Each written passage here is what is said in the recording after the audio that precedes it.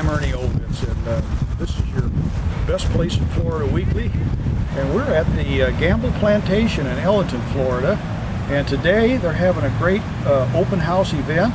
And as you can see from the mansion, and perhaps to my right, your left, you might see some tents. They've got a arts festival going on today, and it's all open to the public for free.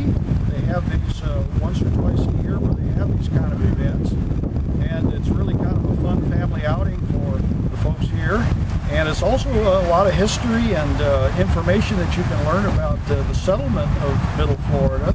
The Gamble Plantation was put up in the 1840s, and it was done even before Florida had become a state in 1845. And that was a giant sugar plantation. That's what they did here. And of course this was before the Civil War, and so there was slavery, and they used the slave labor to run the sugar plantation.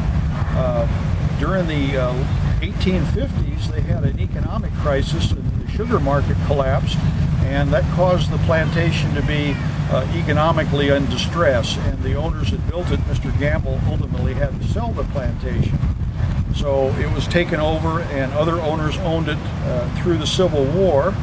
And they have a story that they tell here at the plantation about a famous person that was the Secretary of the Confederacy, Secretary of State, who escaped from the Union forces after the war, and he came through this mansion and stayed here on his way to England. His name was Mr. Benjamin, and he's quite a notable person who was formerly a U.S. Senator from Louisiana before they seceded, and then he became a member of the Confederate cabinet, and ultimately, after his escape, he got to England, and he became a famous barrister, a legal person in England, and had a very notable career in England. So he was quite a remarkable fellow, and his connection here was this was the place that he escaped from the Union forces pursuing him. He had a $40,000 bounty on his head, so that's kind of an interesting factor, and it was because of him the Daughters of the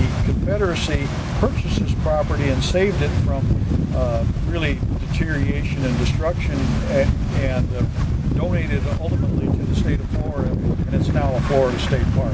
So it's a great place to visit, one of our local heritage sites, and we hope that you come and check it out.